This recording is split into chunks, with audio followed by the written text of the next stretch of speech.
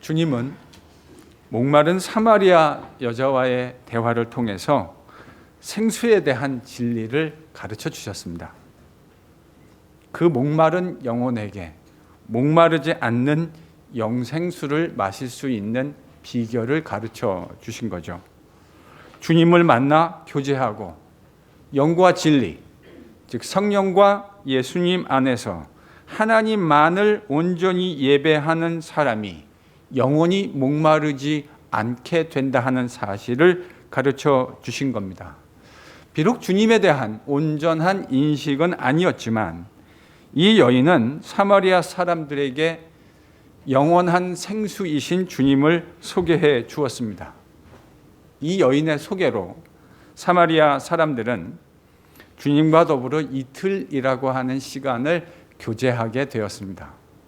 이 이틀이라는 교제의 시간은 그들이 우리 주님과 교제하며 또 이 주님께서 세상의 구주라고 하는 사실을 깨닫기에 충분한 시간이었습니다. 그들은 마침내 자신들의 입으로 예수님이 세상의 구주라고 하는 사실을 고백하고 영생수를 마시는 사람들로 거듭나게 되었습니다. 우리가 이와 같은 요한복음 4장의 말씀을 묵상하게 되면 우리는 이 본문 안에 4장 안에 등장하는 사마리아 여인과 이 여인을 통해서 주님을 만나게 된 사마리아 사람들에게 집중해서 요한복음 4장을 이해하게 되는 것 같습니다. 그렇게 그런 사람들에게 집중하는 경향이 있는 것 같습니다. 충분히 이해될 수 있는 내용이기는 합니다. 사마리아 여자, 드라마틱한 인생을 살았던 것으로 저희들이 추정해 볼 수 있지 않았겠습니까? 그런데 생명의 주님을 만나게 되고 그 여인을 통해서 사마리아의 마을 자체가 주님 앞으로 돌아오는 참 기막힌 역사가 일어났으니 그렇게 저희들이 4장을 읽는 것도 충분히 납득할 만한 일이라 생각합니다. 상황이 이러다 보니 이 본문 안에 예수님의 제자들도 등장하고 있는데 이 예수님의 제자들의 이야기는 마치 들러리같이 그냥 어디 꽂아놓은 보리자루 마냥 그렇게 있는 것 같은 느낌을 받게 됩니다. 그러나 과연 그러한 이해가 타당한 것인가 하는 것은 저희들이 본문을 가지고 좀 묵상해 보아야 할 것 같습니다. 주님과 사마리아 여자의 대화가 진행되고 있는 동안 제자들이 돌아왔습니다. 오늘 본문을 보면 제자들이 돌아와서 주님과 나눈 일련의 대화로 구성되어져 있습니다.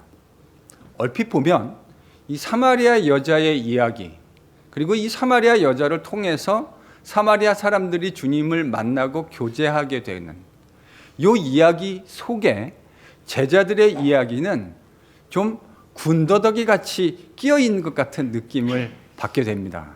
좀 리던던트 같은 느낌을 받게. 굳이 이게 들어가지 않아도 이야기의 전개 흐름에 아무런 문제가 없을 것 같이 보이는데 요한은 이 이야기를 다소 어색하게 느낄 만큼 중간에 이렇게 싹 끼워 넣어놨습니다. 논리의 전개상, 이야기의 전개상 이 이야기가 없어도 요한복음의 구성은 저는 큰 문제를 가지게 되는 거라고 생각하지는 않습니다. 영생수에 대한 이야기를 가르쳐 주시는 주님, 사람이 영원히 목마르지 않는 물을 마시게 되고 하늘의 참 양식이 무엇인가 설명해 주시는 이 주님의 이야기, 이 바로 뒤에 베데스다 연못의 자비의 연못이라고 하는 그 못의 이야기가 연결되어지는데 사실 이 이야기가 없어도 오늘 본문 이야기가 없어도 이 이야기 연결에 큰 문제가 되는 것 같지는 않아요.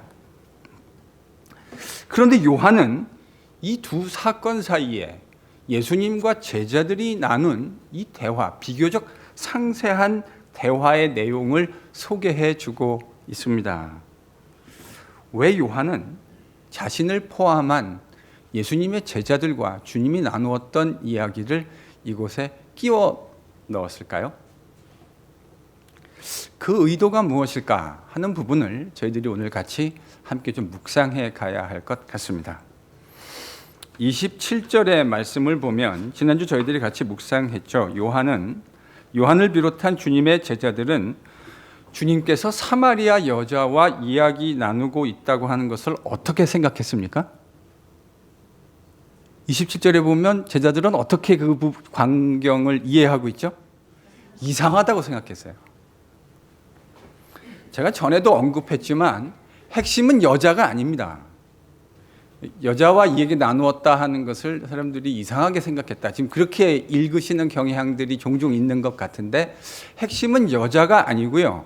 사마리아 사람이 핵심입니다. 유대인이었던 주님이 사마리아 사람과 상종하지 않았던 사마리아 사람과 이야기를 나누고 있었던 겁니다. 그래서 제자들은 이상하다 생각했습니다. 그럼에도 불구하고 제자들은 주님께 지금 무엇을 주님께서 구하고 계시는 건지, 왜 사마리아 여자와 당최 이야기를 나누고 계신 것인지에 대해서 묻지 않았습니다. 지금 사도 요한을 포함한 제자들이 주님께서 어째서 사마리아 사람과 이야기하는지 묻지 않았다고 이야기했습니다. 여러분, 이 묻지 않음의 의미가 무엇일까를 좀 생각해 보셔야 할 것 같습니다. 여러분, 이 묻지 않았다, 이 말의 의미가 무엇일까요? 저는 지금 제자들이 이상하게 생각했음에도 불구하고 묻지 않았다는 말의 의미가 암묵적인 항의 내지는 항거라는 의미를 담고 있지 않는가 생각합니다. 여러분 한번 상상해 보세요. 지금 사마리아 여자와 이야기하고 있는 주님을 바라보는 제자들의 시선이 어떤 시선이었을 것이라고 생각하십니까?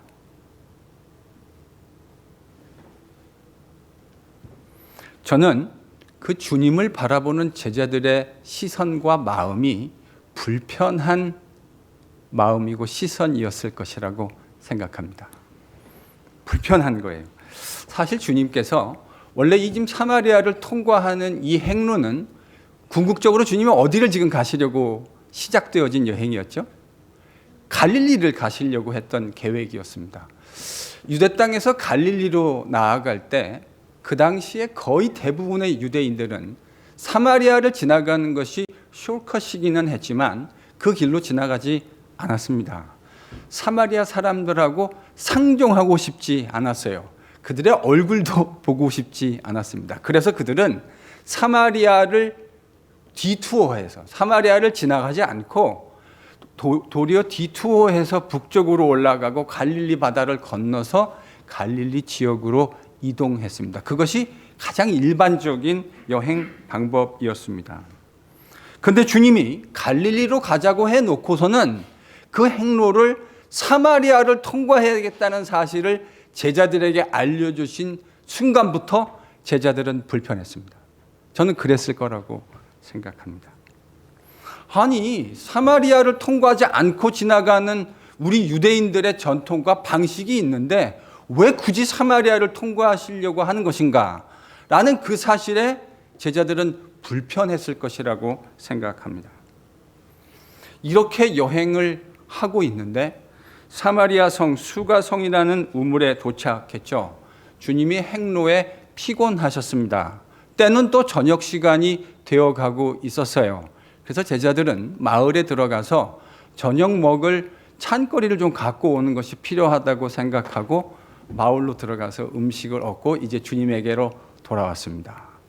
주님에게로 돌아온 제자들은 다시 한번 깜짝 놀랐습니다.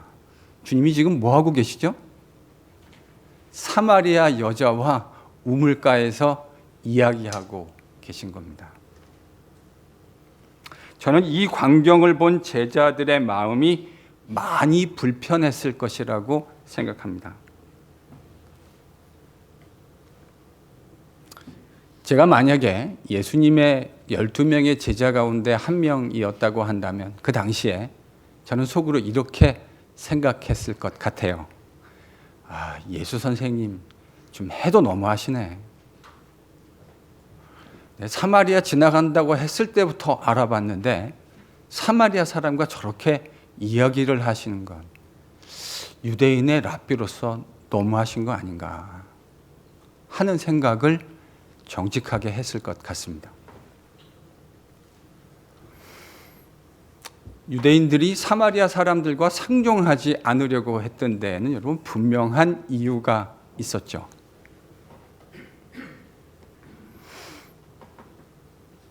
하나님께서 유대 백성들, 하나님 백성에게 이방인들과 분명하게 구별되라고 신명기 율법에 말씀해 주지 않으셨습니까? 그래서 심지어는 이방인들과 통혼하는 것까지도 율법에 금지해 놓았다고요. 그런데 이 사마리아 사람들은 바로 주님께서 자신들에게 주신 하나님 백성의 정체성을 고의적으로, 상황도 있기는 했지만 의도적으로 무력화시켜 버린 사람들이었습니다. 하나님의 백성도 아닌 것이, 그렇다고 완전히 이방인도 아니고, 유대인들의 마음속에 이 사마리아 사람, 하나님의 백성의 정체성을 상실해버린 이 사마리아 사람들은 불편한 대상이었습니다. 그리고 그들과 교제한다고 하는 것 상상할 수 없는 일이었습니다. 그런데 지금 유대인의 랍비라고 생각하는 주님께서 그 사마리아 여자와 교제하고 계신 겁니다. 그러니 마음이 얼마나 불편했겠습니까? 지금 그 불편한 마음을 대놓고 주님에게 말씀하지는 못하고 침묵으로, 불편한 시선으로, 불편한 마음으로 바라보고 있는 겁니다. 오늘 문맥이 그래요. 여러분이 제자들의 그런 마음을 이해하셔야 오늘 주님이 하시는 말씀과 그리고 이것을 기록해 놓은 사도 요한의 의도를 저희들이 깨달을 수 있게 될 것이라고 생각합니다. 지금 그 불편한 마음을 고스란히 마음속에 가지고 있는 채 제자들은 주님이 드시라고 구해온 저녁을 내어놓고 있습니다. 주님, 식사하십시오. 지금 이 말을 건네고 있는 제자들의 불편한 마음과 시선을 주님이 아신 겁니다. 그리고 이렇게 말씀을 하기 시작하십니다. 여러분 32절입니다. 내게는 너희가 알지 못하는 양식이 있다. 주님 이렇게 말씀하셨습니다.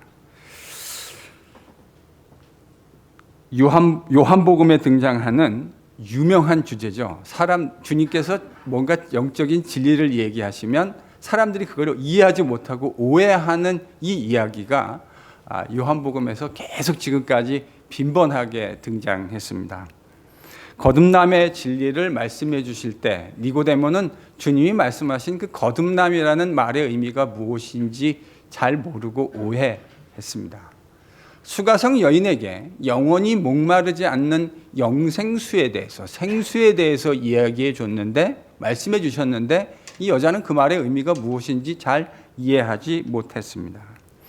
오늘 너희가 알지 못하는 양식이 있다는 말씀을 하시자 제자들도 오해합니다.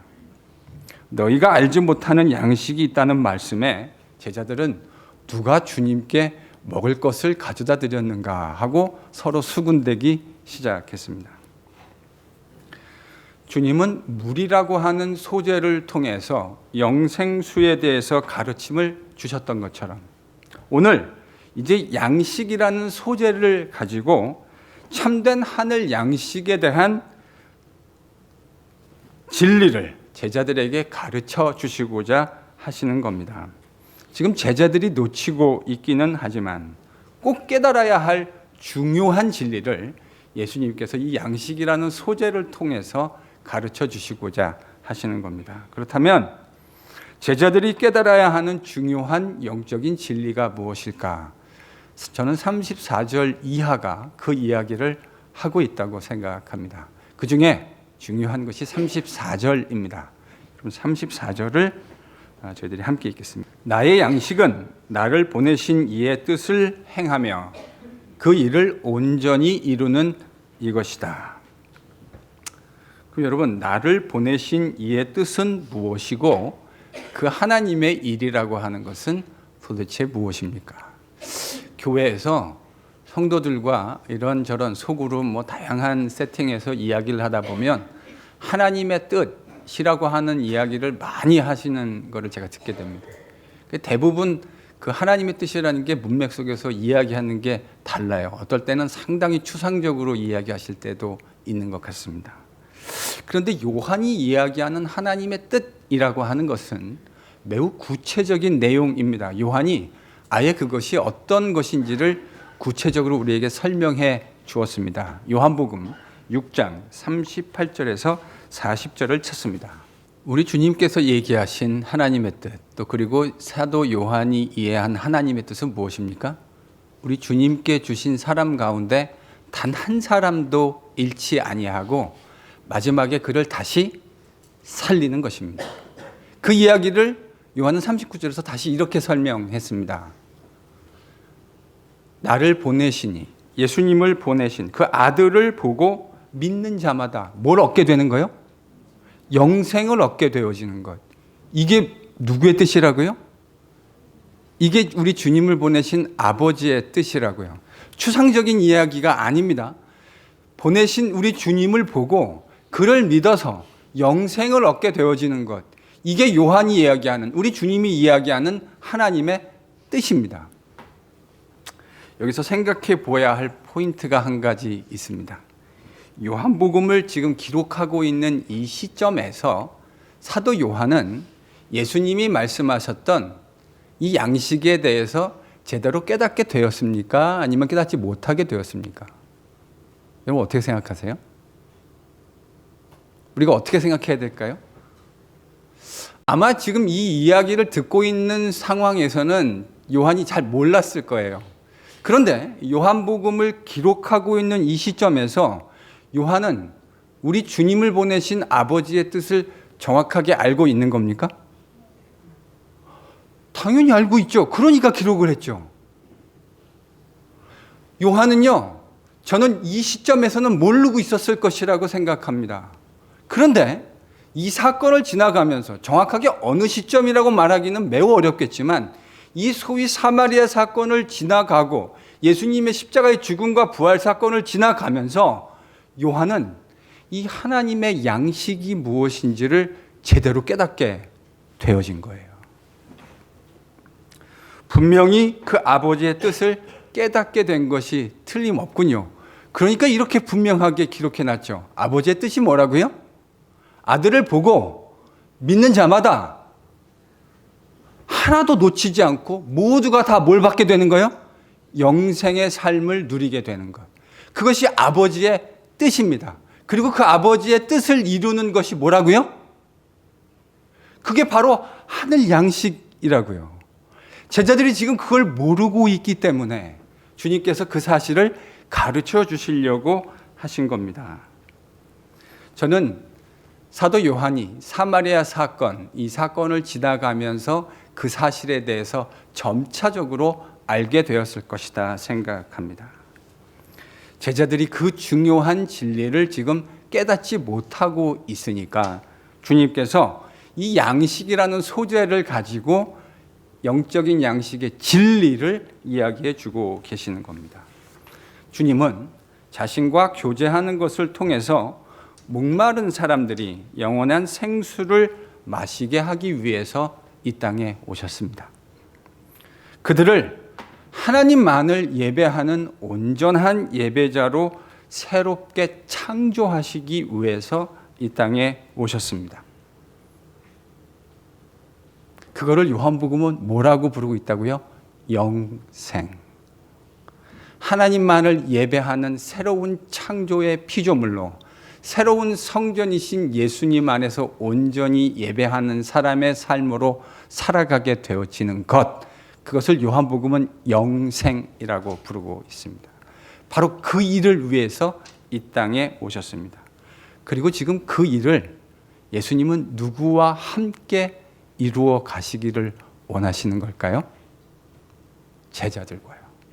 다른 사람들이 아닌 자신의 제자들과, 우리 주님께서 손수 불러서 세우셨던 그 제자들과 그 일을 이루어 가기를 원하시는 겁니다. 저는 주님이 예수님께서 부르셨던 첫 번째 제자들하고만 이런 일을 하기 원하시는 것이 아니라 오고 가는 세대에 주님의 제자들로 부름받은 모든 사람들이 이 진리를 깨닫게 되기를 원하신다고 믿습니다. 주님은 지금 사마리아 사람마저도 하나님의 새 창조의 피조물로 세워지기를 기대하고 계신 겁니다. 누구마저도요? 사마리아 사람마저도. 유대인들에게는요, 이 말이 되게 의미가 있는 말이겠죠. 사마리아 사람마저도 하나님의 새로운 창조의 피조물로 세워가기를 원하신다. 여러분, 우리도 사실 이게 주님이 첫 번째 제자들에게만 이걸 기대하신 게 아니라 우리에게도 기대하신다면 우리 마음에도 그런 사람들이 있지 않습니까? 사마리아 사람마저도 라고 표현할 때 바로 그 범주 안에 들어갈 수 있는 사람들. 하나님, 제가 다른 사람들하고 하나님을 천국에서 예배하는 건 다 좋은데 적어도 저 인간하고만큼은 이라고 생각하는 사람들이 있을 수 있지 않겠습니까? 하나님은 지금 그 사람마저도 새로운 창조의 피조물로 세워지기를 기대하고 계신 겁니다. 그래서 제가 처음에 저희 교회에 부임했을 때 절대로 사마리아를 만들면 안 된다라고 말씀드렸던 것을 기억하는 성도들이 계실 줄로 믿습니다.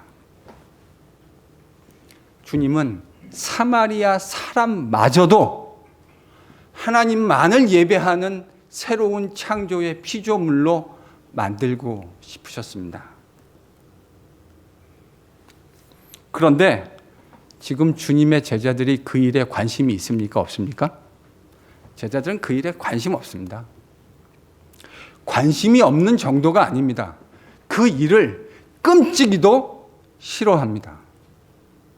이렇게 된 데에는 분명히 역사가 있기는 합니다. 지난 700년 동안 진행되어 왔던 유대인들의 민족적인 정서.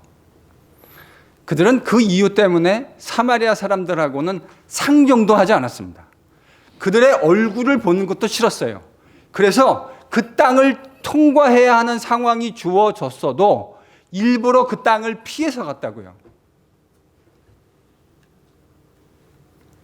물론 유대인들의 이 같은 행위가 이유가 없는 것이 아닙니다. 분명한 이유와 유대인들 입장에서 나름대로의 정당성이 있습니다. 하나님 백성으로의 정체성 잃어버리지 말라고 하나님께서 모세를 통해서 신명기 율법에 그렇게 분명하게 말씀해 주셨는데 이 사마리아 사람들 어떻게 했습니까?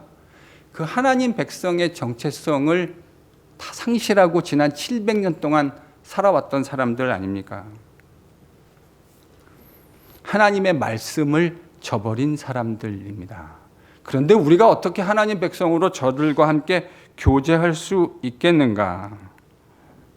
그러니 사마리아 사람들과 교제하지 않겠다고 하는 유대인들의 사고가 허무맹랑한 이야기는 아니지 않습니까?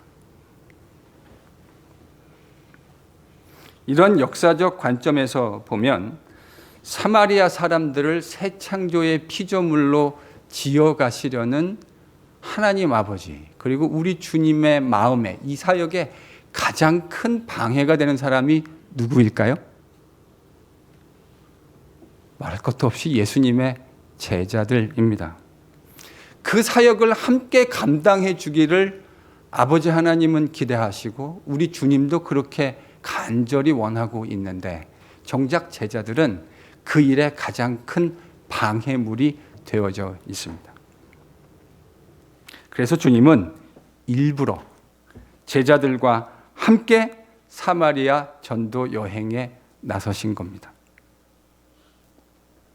목마른 사마리아 여자와 그 여인을 통해서 사마리아 사람들을 하나님 아버지께로 인도해 내려는 계획도 틀림없이 있었지만 또 하나의 중요한 축은 누구였다고요?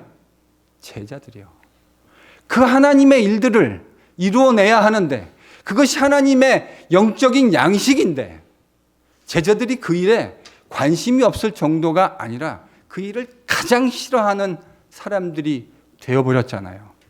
그래서 주님은 그 유대인 제자들이 아버지의 마음을 깨닫고 사마리아인마저도 하나님을 예배하는 새 창조의 피조물로 지으시려는 아버지의 마음을 깨닫고 그들의 그 껍질로부터 깨어져 나오기를 기대하는 마음으로 친히 제자들을 대동하시고 사마리아 교육 현장에 뭐 하러 가신 거냐면요, 제자 훈련 시키러 데려가신 겁니다.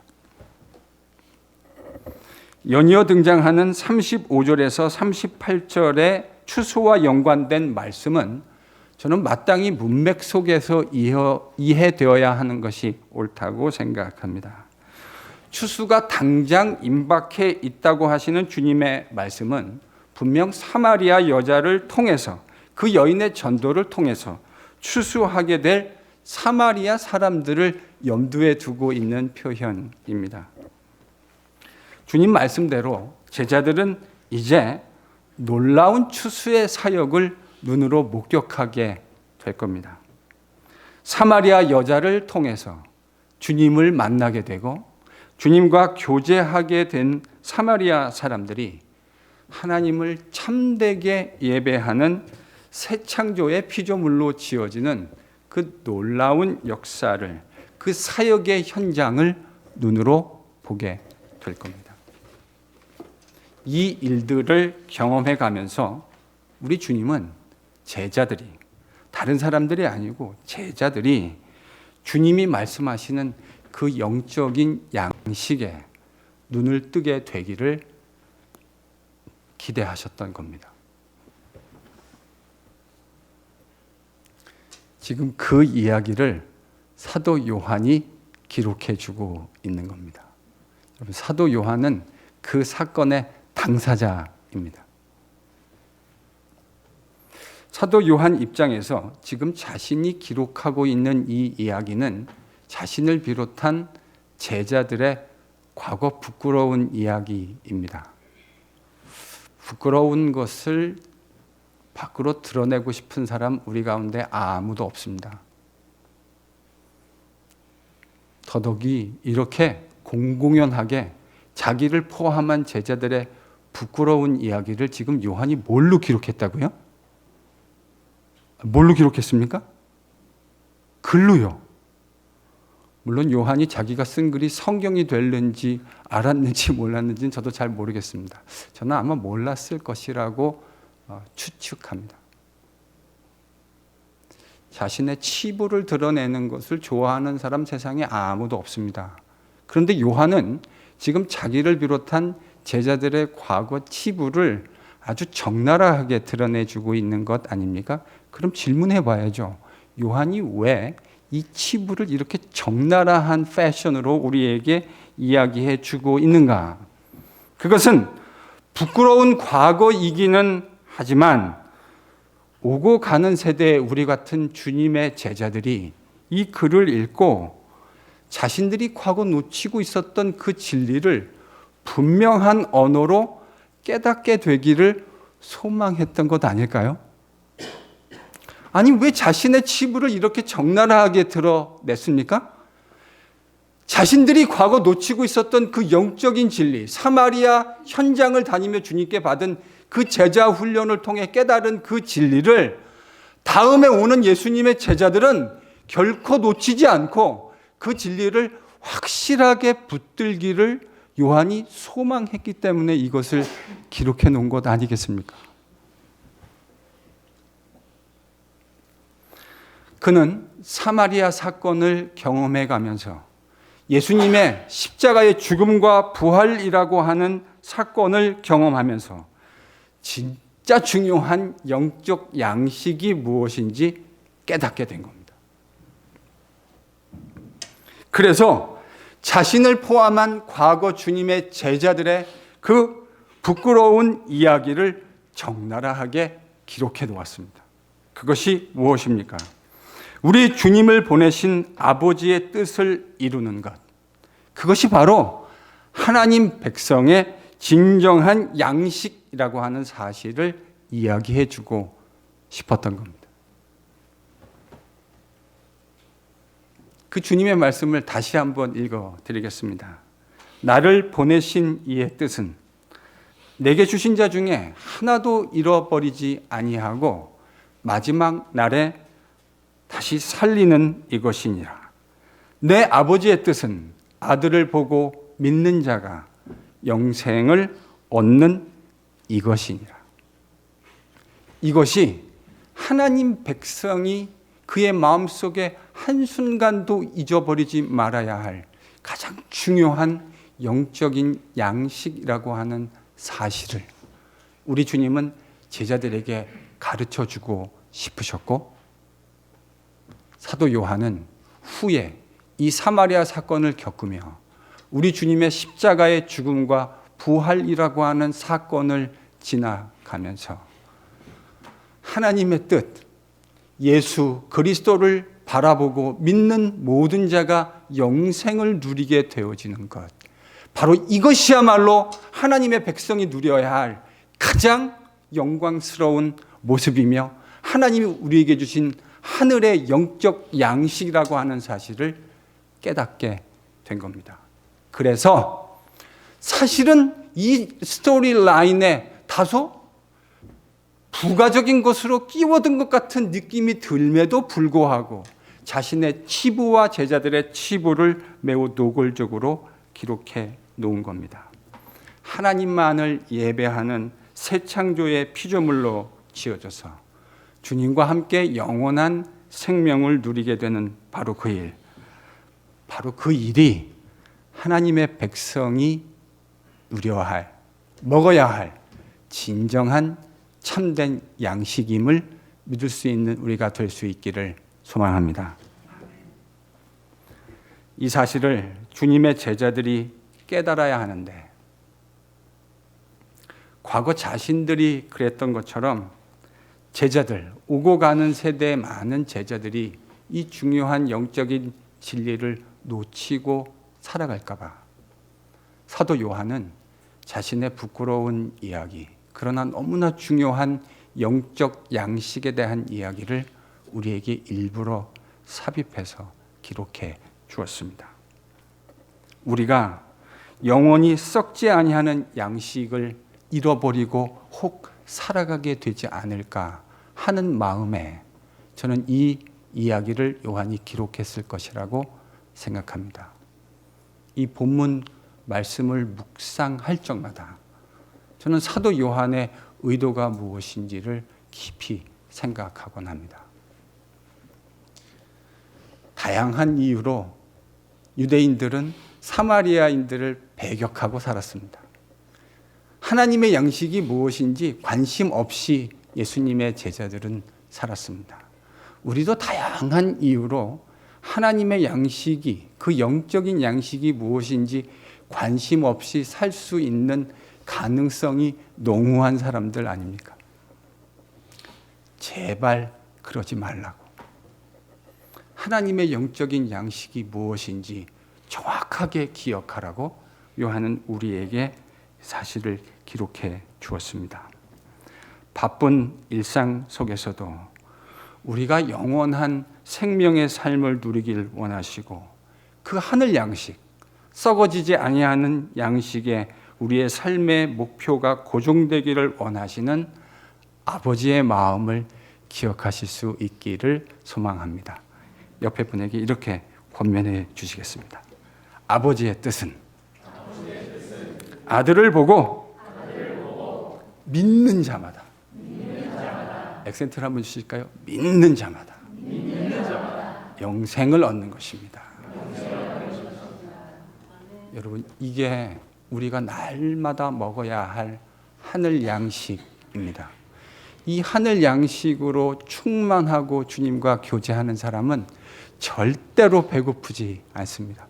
때로 육신의 헐벗음 때문에 배고픔을 겪는다 할지라도 영혼이 풍성해지고 살찌워지는 경험을 할 수 있는 일체의 비결을 가진 사람, 바로 저와 여러분과 같은 그리스도인입니다. 하나님의 양식을 기억하실 수 있기를 바랍니다. 하나님께서 보내신 우리 주님을 바라보고 믿는 모든 자들이 영원한 삶을 누리게 되어지는 것, 그 풍성한 삶을 누리게 되어지는 것, 이것이 우리가 누려야 할 마땅한 영의 양식인 줄로 믿습니다. 아버지께서 보내신 그 아들을 믿고 영생의 삶을 누려가는 우리 모두가 될 수 있기를 축원합니다. 그 영생의 주님을 영원히 즐거워하고 그 하늘 양식으로 인해 진정으로 배부른 우리 모두가 될 수 있기를 예수님의 이름으로 간절히 축원합니다. 기도하겠습니다.